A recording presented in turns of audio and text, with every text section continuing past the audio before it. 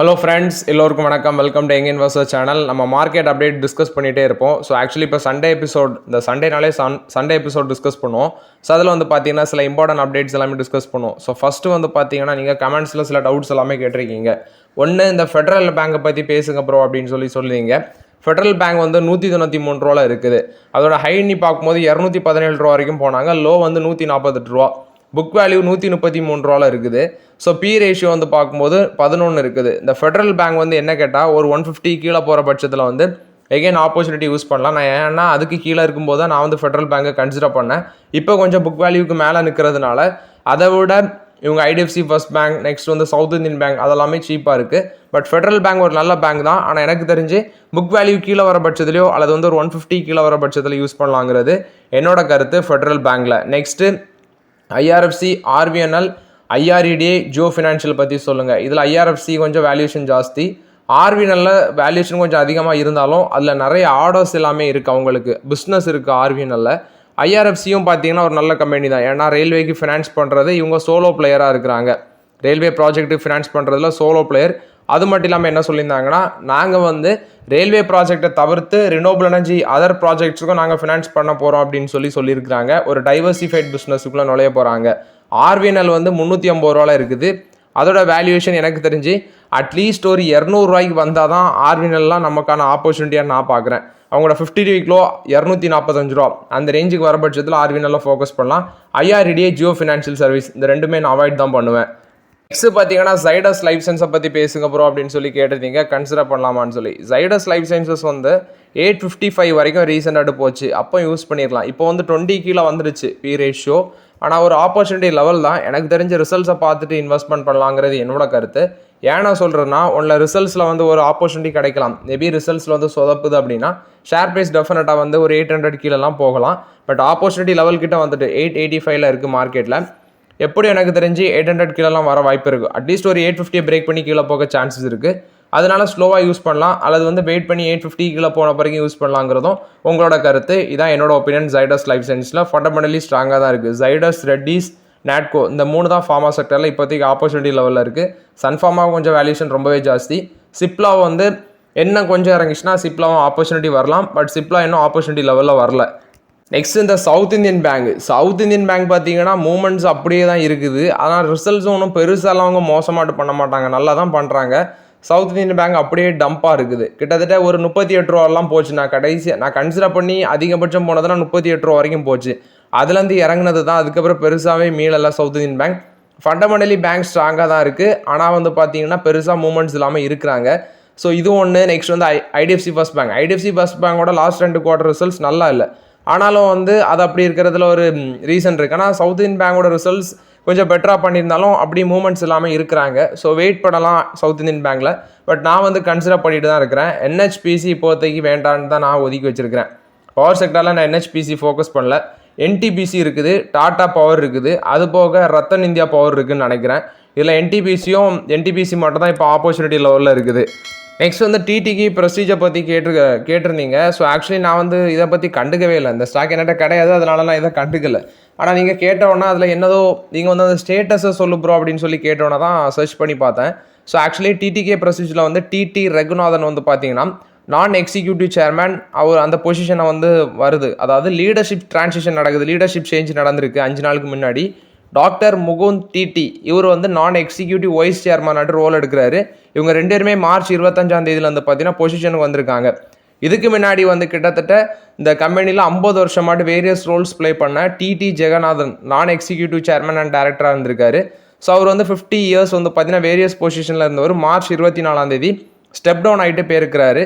So ஒரு leadership transition வந்து பார்த்தீங்கன்னா நடந்திருக்கு. அதாவது ஜெகநாதன் ஃபேமிலியில் வந்து இவர் ரகுநாதன் வந்து ஒரு மேஜர் ரோல் ப்ளே பண்ணியிருக்காரு, கீ மெம்பராக இருந்திருக்காரு அவர் ஃபேமிலியில். இப்போ டிடிகே ப்ரெஸ்டீஜை டாக்டர் முகுந்த் டிடியும் இவங்களும் தான் ரகுநாதன் தான் வந்து பார்த்தீங்கன்னா கண்ட்ரோல் பண்ண போகிறாங்க.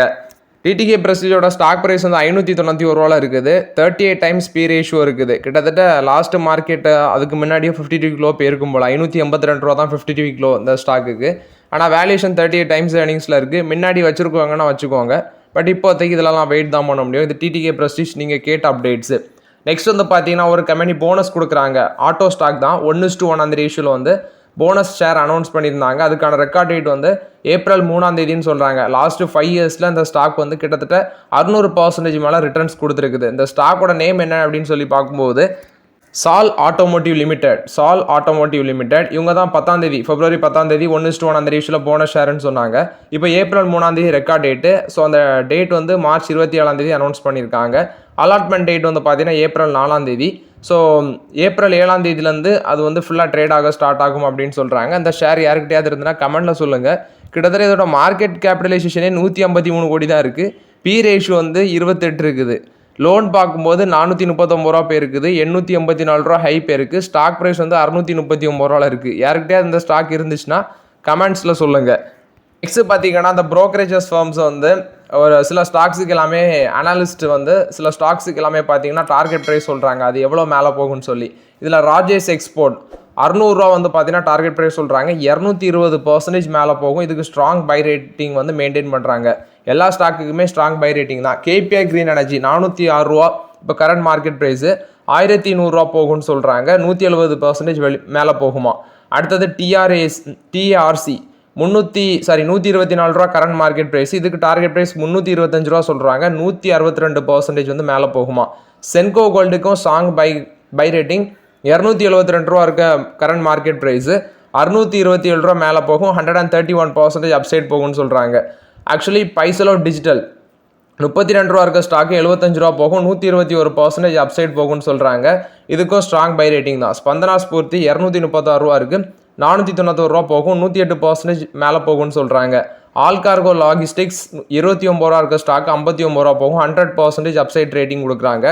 ஸ்டெரைட்ஸ் ஃபார்மா 675 இருக்கிற மார்க்கெட் ப்ரைஸ் 1373 போகும், ஆவரேஜ் டார்கெட் ப்ரைஸ் சொல்கிறாங்க, 105% வந்து மேலே போகும்னு சொல்கிறாங்க. மஹேந்திரா லைஃப் ஸ்பேஸு 298 ரூபா இருக்குது, 599 ரூபா டார்கெட் ப்ரைஸ் சொல்கிறாங்க, 100% மேலே போகும்னு சொல்கிறாங்க. ஸோ இந்த ஸ்டாக்ஸுக்கு எல்லாமே நெக்ஸ்ட் 12 months ரிட்டர்ன்ஸை பேஸ் பண்ணி தான் அனாலிஸ்ட்ஸ் வந்து பார்த்தீங்கன்னா இந்த அப்டேட்டை கொடுக்குறாங்க. இதெல்லாம் வந்து எனக்கு தெரிஞ்சு ராஜேஷ் எக்ஸ்போர்ட் ரிஸ்க்கு மற்ற எல்லா ஸ்டாக்ஸில் எதெல்லாம் வேல்யூஷன் கம்மி, ஐ திங்க் ஸ்பந்தனா ஸ்பூர்த்தியும் சில ஸ்டாக்ஸ் வந்து தான் வேல்யூஷன் குறவாக இருக்கும், மிச்சம்லாம் ஃபண்டமெண்டலி ஸ்ட்ராங்காக இருந்தாலும் வேல்யூஷன் ஜாஸ்தியாக இருக்கும்னு நினைக்கிறேன். நெக்ஸ்ட் இந்தியாவோட ஜிடிபி க்ரோத் வந்து 6.4% ப்ரொஜெக்ட் பண்ணியிருக்காங்க ஃபினான்ஷியல் 25க்கு. ஃபினான்ஷியல் 26க்கு 6.5% நாங்கள் ப்ரொஜெக்ட் பண்ணுறோம் அப்படின்னு சொல்கிறாங்க. இது வந்து இந்தியாவோட ஜிடிபி க்ரோத்தை வந்து அவங்க ப்ரொஜெக்ட் பண்ணியிருக்கிறாங்க. நெக்ஸ்ட் வந்து பார்த்தீங்கன்னா ஹால்டிராமில் வந்து தமாஸ்க்கு வந்து ஸ்டேக் பை பண்ணியிருந்தாங்க. இப்போ வந்து அல்ஃபாவேவ் வந்து ஒரு 6% ஸ்டேக் 5160 கோடிக்கு வாங்க போகிறோம் அப்படின்னு சொல்லி அப்டேட் கொடுக்குறாங்க. Alphawave Global, Falcon Edge Capital தான் முன்னாடி இருந்துச்சு. சிமாரா கேபிட்டல் அதாவது சிமாரா Capital one of the company அவங்க பொறுத்தால் இருக்கிறது. ஸோ டேகுன்ஸ் என்டிடி $1.5 trillion பிஸ்னஸ் எம்பேர், இவங்க தான் 6% ஸ்டேக் வந்து இந்த ஹால்டிராமில் வந்து அக்யூசிஷன் பண்ணுறாங்க. $600 million 5160 கோடி வேல்யூன்னு சொல்கிறாங்க. இது வந்து ஹால்டிராமில் வந்து அப்டேட்டு. ஆல்ரெடி தமாஸ்க்கு some percentage ஸ்டேக் ரீசெண்டாக தான் அக்யூசிஷன் பண்ணாங்க, இப்போ இவங்களும் பண்ணுறாங்க. அல்ஃபாவே குளோபல் அந்த அப்டேட்டை சொல்கிறாங்க. நெக்ஸ்ட் ஆட்டோ இண்டஸ்ட்ரீஸ் வந்து ப்ரெஷரை ஃபேஸ் பண்ணுறாங்க அப்படின்னு சொல்லி ஒரு ஆர்டிக்கல் வந்திருக்கு. ஃபினான்ஷியல் 26ல் அவங்களோட ஃபஸ்ட்டு, அதாவது ஃபினான்ஷியல் 25 வந்து பார்த்தீங்கன்னா அந்த மார்ச்சோட எண்ட் ஆகுது, March 31ஓட. ஃபினான்ஷியல் 26க்குள்ளே கால் எடுத்து வைக்கிறாங்க. அதே வந்து டஃப் ரோடாக தான் இருக்குது. ஏன்னா கன்சியூமர் காஸ்ட் அதிகம், குறிப்பாட்டவங்களுக்கு ஸ்பேர் பார்ட்ஸு, இன்புட் காஸ்ட்டு எல்லாமே அதிகமாக இருக்கிறதுனால டிமாண்டும் வந்து டேம்பனாக இருக்குது. டிமாண்டும் பார்த்தீங்கன்னா குறவாக தான் இருக்குது. அடுத்தது இந்த emission rules, safety regulation, raw materials prices, supply chain disruptions, இது எல்லாமே அவங்களுக்கு வந்து எகெயின்ஸ்டாக இருக்கிறதுனால சேல்ஸ் அஃபெக்ட் ஆகுதுன்னு சொல்கிறாங்க. ஸோ அது மட்டும் இல்லாமல் car companies Maruti Suzuki, Tata Motors, Maruti சுசுகிலாம் 4% ப்ரைஸ் ஹைக் பண்ணியிருக்காங்க, டாடா மோட்டார்ஸ் 3%, ரினால்டு 2%, BMW, அடுத்து வந்து ஆடி அவங்க கூட பார்த்தீங்கன்னா 3% ப்ரைஸ் ஹைக் பண்ணியிருக்கிறாங்க. இதில் ப்ரைஸஸ் வந்து 3 to 4% இன்க்ரீஸ் ஆகும் பட்சத்தில் mid to tier segments budget வந்து 20,000லேருந்து 1 லட்சம் வரைக்கும் இன்க்ரீஸ் ஆகலாம். லக்ஸரி பிராண்டுக்கு வந்து 8 லட்சம், ஆக்சுவலி 2018 வந்து பார்த்தீங்கன்னா 8 lakhs வரைக்கும் இன்க்ரீஸ் ஆச்சு, 24 வந்து 14 lakhs வரைக்கும் இன்க்ரீஸ் ஆச்சு. ஸோ இதுவும் பார்த்தீங்கன்னா லக்ஸரி செக்மெண்ட்லேயும் ஒரு ப்ரைஸ் ஹைக் இருக்கும் அப்படின்னு சொல்கிறாங்க. எஸ் பேங்குக்கு வந்து 2209.17 கோடிக்கு வந்து டேக்ஸ் டிமாண்ட் நோட்டீசஸ் வந்திருக்குது. இது வந்து 20வது வருஷம் 2019-20 அந்த அசஸ்மெண்ட் இயரில் உள்ளதுன்னு சொல்கிறாங்க. ஸோ ஓவர்லாட் இது வந்து செப்டம்பர் 30, 2021 அந்த நோட்டீஸ் வந்திருக்கு. மறுபடியும் பார்த்தீங்கன்னா இவங்களுக்கு அந்த இன்ட்ரெஸ்ட்டோட சேர்த்து இந்த இன்கம் டேக்ஸ் டிமாண்ட் நோட்டீஸ் வந்திருக்குன்னு சொல்கிறாங்க. ஆனால் எஸ் பேங்க் தரப்பில் வந்து இது வந்து ஃபேஸ்லெஸ் அசஸ்மெண்ட் சொல்கிறாங்க. ஓவர்லாட் இது வந்து எஸ் பேங்க் கொடுத்த அப்டேட்டு. வேரி எனர்ஜிஸ் இவங்க வந்து இந்தியாவிலே லார்ஜஸ்ட் சோலார் செல் ஃபெசிலிட்டி வந்து குஜராத்தில் லான்ச் பண்ணியிருக்கிறோம் அப்படின்னு சொல்லி அப்டேட் கொடுக்குறாங்க. 5.4 ஜிகாவாட் வேல்யூவில் குஜராத்தில் லான்ச் பண்ணியிருக்காங்க சிக்லி அப்படிங்கிற இடத்துல. இது வந்து வேரி எனர்ஜிஸ் கொடுத்த அப்டேட்டு. அரவிந்த் ஸ்மார்ட் பேசஸ் இவங்க வந்து 4000 கோடி ரெவன்யூ வந்து பார்த்தீங்கன்னா நெக்ஸ்ட் 2 இயர்ஸில் வந்து நாங்கள் எக்ஸ்பெக்ட் பண்ணுறோம் அப்படின்னு சொல்லி அப்டேட் கொடுக்குறாங்க. ஸோ ஓவரால் இது வந்து அரவிந்த் ஸ்மார்ட் ஸ்பேசஸ் கொடுத்த அப்டேட்டு. ஜொமேட்டோவில் ஒரு பிளாக் டீல் லாஸ்ட் மார்க்கெட்டில் நடந்திருக்குது. பப்ளிக் ஷேர் ஹோல்டர்ஸ் தான் ஸ்டேக் ஆஃப்லோட் பண்ணியிருக்காங்க. கிட்டத்தட்ட 119.8 crores வேல்யூ உள்ள ஸ்டேக்கு 0.06%. எவ்வளோ அவங்களோட மார்க்கெட் கேபிடலேஷன் 1.94 lakh crore அந்த ரேஞ்சில் க்ளோஸ் ஆயிருக்கு. இதில் பார்க்கும்போது கடன்ஸா மாஸ்டர் ஃபண்ட் அவங்க ஒரு 60.07 lakh crore சேல் பண்ணியிருக்காங்க. கோல்ட்மேன் சாக்ஸ் சிங்கப்பூர் அவங்களும் பார்த்தீங்கன்னா சேல் பண்ணியிருக்காங்க அப்படின்னு சொல்கிறாங்க. இது வந்து ஜொமேட்டோவில் வந்து அப்டேட்டு. வேதாந்தாவோட டிமர்ஜர் நான் அப்டேட் பண்ணியிருந்தேன். செப்டம்பர் 30 வரைக்கும் அவங்க எக்ஸ்டெண்ட் பண்ணிட்டாங்க. ஏன்னா நிறைய பெண்டிங் அப்ரூவல்ஸ் வந்து NCLT நேஷனல் கம்யூனி லா ட்ரிபியூனல்ட்ட வந்து பெண்டிங் அப்ரூவல்ஸ் நிறைய இருக்குது. அது மட்டும் இல்லாமல் கவர்மெண்ட் அத்தாரிட்டிஸ் அவங்கள்ட்டையும் நிறைய பெண்டிங் அப்ரூவல்ஸ் இருக்கிறதுனால டிலே ஆகுது. இந்த டிமர்ஜர் பிளான் எல்லாமே செப்டம்பர் 30 வரைக்கும் அவங்க எக்ஸ்டெண்ட் பண்ணுறோன்னு சொல்லியிருக்காங்க. இது வந்து வேதாந்தா கொடுத்த அப்டேட்டு. நெக்ஸ்ட் சமவர்தனா மதர்சன் பார்த்தீங்கன்னா ஒரு $1.1 billion worth of loan guarantee வந்து எக்ஸ்டெண்ட் பண்ணியிருக்காங்க அவங்களோட சப்சிடரிஸுக்கு. இது எதுக்குன்னு பார்க்கும்போது அந்த சப்சிடரி கம்பெனிஸ் வந்து பார்த்தீங்கன்னா மேலே கொண்டு வரதுக்கு தான் அவங்க கொஞ்சம் இஷ்யூவில் இருக்கிறாங்க போல். அதனால கார்பரேட் கேரண்டி மூலமாட்டி இஷ்யூ பண்ணியிருக்காங்க. இதில் அவங்க சப்சிடரிஸ் நீ பார்க்கும்போது Motherson Global Investment, Samvardhana Motherson Automotive System Group BV, SMP Automotive System Alabama, SMR Automotive Australia Private Limited, SMR Automotive USA, இந்த மாதிரி அவங்களோட ஹோல்டிங் கம்பெனிஸ் எல்லாமே பார்த்தீங்கன்னா எக்ஸ்டெண்ட் பண்ணியிருக்கிறாங்க $1.1 billion. இது சமவர்தனா மதர்சன் கொடுத்த அப்டேட்டு. அம்புஜா சிமெண்ட்ஸ் வந்து அதானி சிமெண்டேஷன் கூட வந்து மெர்ஜ் பண்ண போகிறாங்க அப்படின்னு சொல்லி அப்டேட்டு. இப்போ ஷேர் ஹோல்டர்ஸ் அப்ரூவலுக்காண்டி வெயிட் பண்ணுறாங்க. எனக்கு அவங்க சொல்கிறது மே 2 பார்த்தீங்கன்னா 11 மணிக்கு வந்து அந்த மீட்டிங் வச்சுருக்காங்க, ஷேர் ஹோல்டர்ஸ் மீட்டிங். அதில் டிஸ்கஸ் பண்ணி இந்த அமால்கேஷன் கம்ப்ளீட் ஆகும்னு சொல்கிறாங்க. இது வந்து அம்புஜா சிமெண்ட்ஸும் அதானி சிமெண்ட்ஸும் வந்து மெர்ஜ் பண்ண போகிறாங்க அப்படின்னு சொல்லி சொல்கிறாங்க. Next Hindustan aeronautics limited. இது ஒரு நல்ல டிஃபென்ஸ் கம்பெனி தான். ரீசெண்டாக கூட 62,000 கோடி ஒர்த் ஆஃப் ஆர்டர்ஸ் வந்து வின் பண்ணியிருந்தாங்க. இதில் பிரச்சனை என்னென்னா இவங்க வந்து ஒரு ப்ராஜெக்ட் கிடைக்குது. அந்த ப்ராஜெக்ட்டுக்கான அந்த பொருளை தயாரித்து சப்ளை பண்ணும்போது அதை டெலிவர் பண்ணுறது வந்து பார்த்தீங்கன்னா டிலே ஆகுது. குறிப்பாட்டு ஏர்ஃபோர்ஸோட ஹெட்டே வந்து இவங்களை கிரிட்டிசைஸ் பண்ணியிருந்தாங்க. அதாவது ப்ராப்பர் டைமில் வந்து இவங்க டெலிவர் பண்ண மாட்டாங்க அப்படின்னு சொல்லி. ஸோ ஹிந்துஸ்தான் ஏரோநாட்டிக்ஸும் இப்போ வந்து பார்த்தீங்கன்னா பார்லிமெண்ட்லேயே வந்து ஃப்ரெஷ் கிரிட்டிசிசத்தை வந்து ஃபேஸ் பண்ணியிருக்கிறாங்க. ஏன்னா இன்எஃபிஷியன்சிஸ் ஓர் டிலேஸ் இதை பேஸ் பண்ணி வந்து பார்லிமெண்ட்லேயே ஃப்ரெஷ் கிரிட்டிசிசத்தை வந்து இவங்க ஃபேஸ் பண்ணியிருக்கிறாங்க ஹிந்துஸ்தான் ஏரோநாட்டிக்ஸ் லிமிடெட் அப்படின்னு சொல்லி அப்டேட் வந்திருக்குது. Next Coforge, one of the mid cap IT companies. இவங்க வந்து பார்த்தீங்கன்னா 184.98 crores worth of tax demand வந்து கிடச்சிருக்குன்னு சொல்லியிருக்காங்க ட்ரான்ஸ்ஃபரிங் ப்ரைஸ் டிஸ்ட்ரிபியூட் சம்மந்தமாட்டி. இது வந்து ஃபினான்ஷியல் 21 to 22 அந்த காலகட்டத்தில் உள்ளதுன்னு சொல்கிறாங்க. இது வந்து பார்த்தீங்கன்னா Coforgeக்கு 184.98 crores of worth of tax demand வந்து இன்கம் டேக்ஸ் டிபார்ட்மெண்ட் வந்து வந்திருக்குன்னு சொல்லியிருக்காங்க. இதில் இன்ட்ரெஸ்ட் லைபிலிட்டி மட்டுமே 48.46 crores அப்படின்னு சொல்லி சொல்கிறாங்க.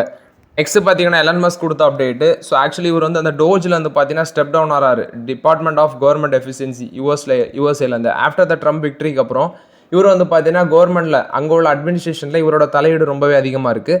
அது மட்டும் இல்லாமல் $1 trillion டெபிசிட் ரிடக்ஷன் நடந்திருக்குது. ஸோ இவர் என்ன சொல்லியிருந்தாருன்னா ஒரு பேட்டியில், I think Fox News channel நினைக்கிறேன், ஃபாக்ஸ் நியூஸ் அந்த சேனலில் தான் அவர் சொல்லியிருந்தார். ஆக்சுவலி கவர்மெண்ட்டோட அட்மினிஸ்ட்ரேஷனில் நான் டைம்ஸ் பண்ணுறதுனால டெஸ்ட்லா அது மட்டும் இல்லாமல் என்னோட கம்பெனிஸில் வந்து பார்த்தீங்கன்னா நிறைய ப்ராஃபிட் இல்லாமல் லாஸ் ஆகுது அப்படின்னு சொல்லி, அதாவது பிஸ்னஸ் அடி வாங்குதுன்னு சொல்லியிருந்தாரு. இப்போ அவர் என்ன சொல்கிறாருன்னா இந்த டிபார்ட்மெண்ட் ஆஃப் கவர்மெண்ட் எஃபிஷியன்சிலேருந்து மேலேருந்து நான் ஸ்டெப் டவுன் ஆகிக்கிறேன் அப்படின்னு சொல்லி அவர் அப்டேட் கொடுத்துருக்காரு. ஏன்னா ட்ரஸ்ட்டெல்லாம் பயங்கர கிரைசிஸை ஃபேஸ் பண்ணுறாங்க. ஸோ அதனால் வந்து பார்த்தீங்கன்னா நான் வந்து ஸ்டெப் டவுன் ஆகிறேன் அப்படின்னு சொல்லியிருக்கிறாரு. இது வந்து எலான் மஸ்க் இந்த முடிவு எடுத்திருக்கிறாரு.